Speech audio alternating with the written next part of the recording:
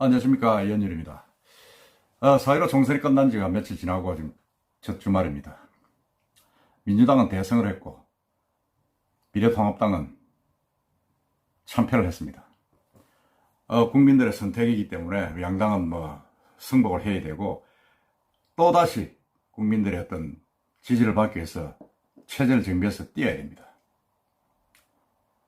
저는 이 결과를 보면서 참 국민들의 어떤 선택은 참 냉혹하기도 하고 합리적이라는 생각을 많이 합니다.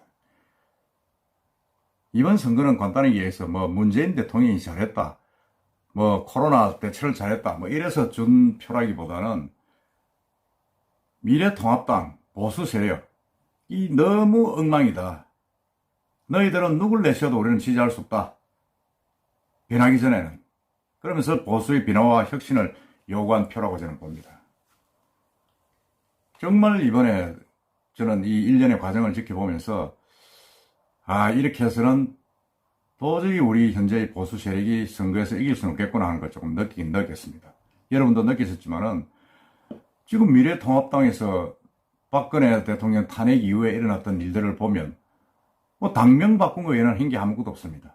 보수 세력을 규합하지도 못했고 새로운 정책을 만들지도 못했고 또 탄핵 후에 새로운 지도자를 내놓지도 못했고 아무 어떤 아젠다를 국민들한테 내보이지도 못했고 그냥 그대로입니다. 이명박, 박근혜 그와 내려오는 똑같은 그런 흐름의 황교안 이 지도자들을 가지고 얼굴을 가지고 선거를 했다. 지게 되어 있는 거죠. 졌습니다. 그렇지만 민주당은 어땠습니까? 민주당은 노무현 대통령 때 패족이라고 칭하면서 근 10년을 지하에서 언신해 있던 86 세대들이 전면으로 등장하면서 완전히 세대교체를 이루면서 성공하지 않았습니까?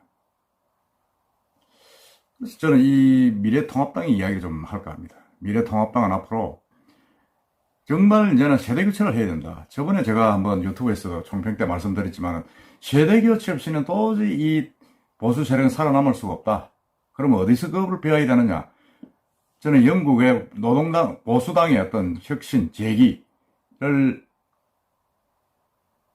바이블로 삼아서 그걸 참고로 삼아서 나아가야 된다고 저는 봅니다. 여러분들 아시다시피 데이빗 카메론이라는 영국 전 총리 아실 겁니다. 보수당의 전 총리. 39살에 보수당의 총리, 당수가 되어가지고 44살에 최연소 영국 총리가 된 젊은 아주 정치인입니다. 그 당시에 영국 보수당은 노동당 토니 블레어, 아주 젊은 친구죠. 정권을 뺏긴 뒤에 총선에 3번을 졌습니다. 3번을 지고 완전히 붕괴돼가지고 멘붕이 되어 있었을 때 9살짜리 이 하원 의원 2번 되고 재선 6개월밖에 안 된 이 정치인이 희생같이 나타나서 그냥 노동당을 세대교체시키면서 당수가 되고 그 당수된 5년 뒤에 2010년 당수가 된 뒤에 2005년 당수가 된 뒤에 2010년 총리가 돼서 집권을 하고 지금까지 보수당이 집권을 하고 있습니다. 이걸 한번 우리 미래통합당이 심각하게 한번 배워야 된다. 그래서 저는 지금 거론되고 있는 이 미래통합당의 어떤 지도자들 전부 다 이선으로 물러나고 40대 초중반 내 어떤 기술을 다음 전당대회 때 얼굴 마담으로 대표 선수로 내셔야 돼. 반드시 이긴다. 그래서 모든 정책을 조금 그냥 우쪽으로 가 있는 노동정책을 좌로 돌리고 중도 보수로 새롭게 태어나지 않으면 다음 선거도 힘들다고 저는 봅니다. 지금 홍준표 의원, 전 의원 같은 경우 자기가 대권 후보다 다음에 도전하겠다 그래 이야기를 하는데 미안하지만은 홍준표 의원 또 그렇게 나오면 또 보수당 또 집니다.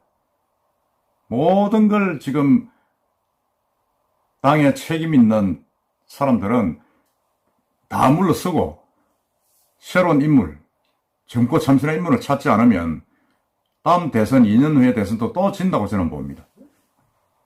지금 역사상 4번의 전국적인 선거를 진 당이 없습니다. 어떻게 그렇게 국민들에게 철저하게 버림을 받고 패배를 했는데 또 그 패배한 걸 잘 그 책임에 있는 인사들이 다음 대선에 자기가 나서겠다고 떠드는 이 모습, 이게 결국은 보수당, 미래통합당의 한계다 이겁니다. 저는 이렇게 돼서는 안 된다고 봅니다. 그래서 지금 미래통합당은 지금부터라도 40대 기술원을 다시 끄잡아내야 됩니다. 우리가 40대 기술원 하면 우리나라에도 멀리 가지 않고 있지 않습니까?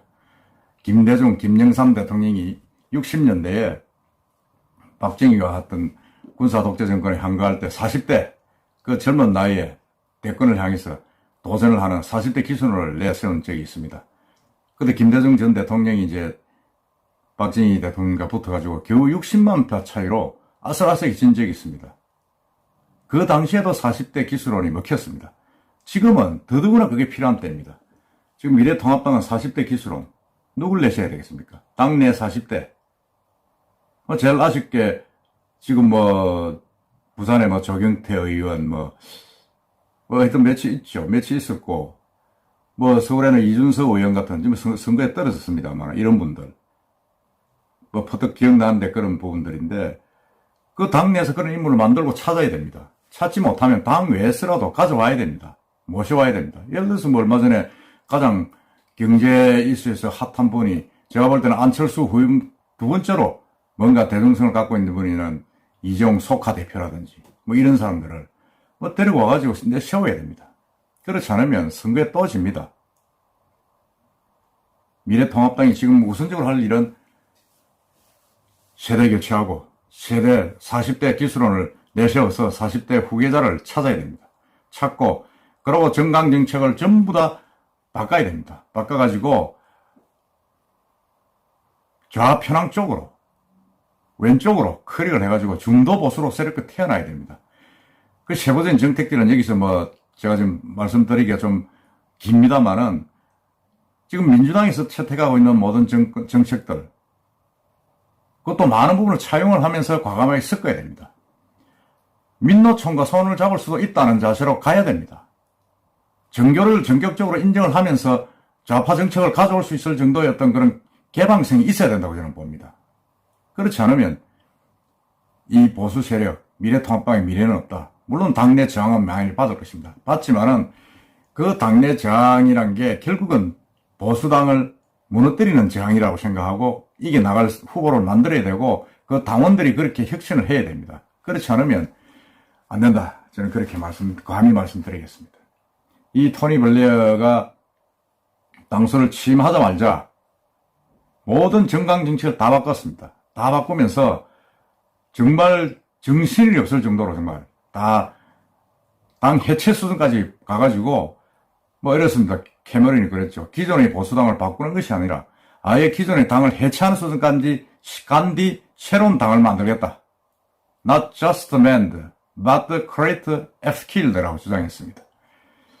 여성들이 더 참여하고 환경에 더 신경 쓰고 보통 시민들이 더 친근하게 느끼는 정당을 만들겠다. 가진 자들만의 정당이 아니라 모든 서민들 그리고 장애인들 모든 이 소외된 사람들이 같이 할 수 있는 당을 만들겠다. 행복과 복지에 중점을 두겠다. 이렇게 이야기를 했습니다. 무조건 반대만 반대하는 것 같고 찬성할 건 찬성하면서 나서겠다. 이렇게 완전히 정책을 저쪽으로 중도로 클릭을 했습니다. 그러니까 이 이제 진보 언론인, 영국의 진보 언론은 가디언과 디펜드먼트가 이제 아주 진보 언론인데 이 캐머런이 보수당을 보고 진보적인 보수, 진짜 보수 같지 않은 보수 이렇게 호평을 하기 시작했습니다. 이렇게 바뀌고 이렇게 자기 절치부심으로 자기 혁신을 하지 않으면 미래통합당은 미래가 없다고 저는 감히 말씀드리고 싶습니다. 그래서 저는 이 영국 보수당의 데이비드 캐머런의 어떤 집권 성공기를 과연 반드시 우리 미래통합당에서는 알아야 된다. 배워야 된다고 저는 봅니다. 참 아이러니하게도 제가 방금 홍준표 대표 이야기를 했습니다만 홍준표 대표가 2006년도에 탄핵 이후에 총선을 앞두고 휴가를 가면서 책을 2권을 가져갔습니다. 그게 영국 보수당, 서울대 박지환 교수가 된 영국 보수당이라는 책과 뭐 또 한 권 가져갔다고 합니다. 그러면서 자기가 어떻게 캐메런이 그렇게 영국 보수당을 수당을 살렸는가 하는 걸 배웠다고 합니다. 마찬가지입니다. 홍준표 대표가 지금은 나이가 많습니다만은 과연 거기서 무엇을 배웠는지는 모르겠습니다만은 지금 이 무소속으로 올라오면서 자기가 대권을 이야기하는 건 아니다. 이미 당내에서 책임 있는 분들은 다 떠나야 된다. 당내 최고위원들이 조경태 의원 한 사람 남기고 다 떨어졌습니다. 미래통합당에. 스스로 떨어진 게 아니라 국민들이 잘라냈어요. 국민들이 최고위원 다 잘라냈습니다. 겁나게 무서운 현상 아닙니까? 스스로 반성을 못하고 자기 혁신을 못하니까 국민들이 다 잘라냈어요. 그 중진들 서울에서 추풍낙엽으로 떨어졌습니다. 자기들이 물러서지 않으니까 국민들이 내보낸 거예요. 이런 부분들을 겸허하게 우리 미래통합당에서는 받아들이고 자기 혁신을 한다 그러면 아마 우리 국민들은 다음 총선 아니 다음 넘어 대선 2년 뒤죠. 기회를 주실 거라고 저는 봅니다. 그렇지 않고 또 우왕좌왕 세대교체 못하고 또 우왕좌왕 한다 그러면 상당 기간 이 보수당에는 우리나라의 미래통합당에는 미래가 없다. 당이란 건 한번 없어지면 사라질 수도 있습니다. 그렇지만 그 세력을 미워하는 건 아니지 않습니까? 섹스피어가 그렇습니다. 국민들이 보수를 미워하는 건 아니다. 단지 그 당수를 미워할 뿐이다. 우리 국민도 그렇습니다. 보수당을 미워하는 건 아닙니다. 보수 정책은 있어야죠. 있어야 되는데 단지 그 보수를 부리짖는 사람들을 바꿔야 된다는 겁니다. 그럼 국민의 뜻을 알고 미래통합당도 겸허하게 자기 혁신에 나선다면 다시 기회가 올 겁니다. 저는 그렇게 하기를 기대하면서 바라보겠습니다. 이상입니다.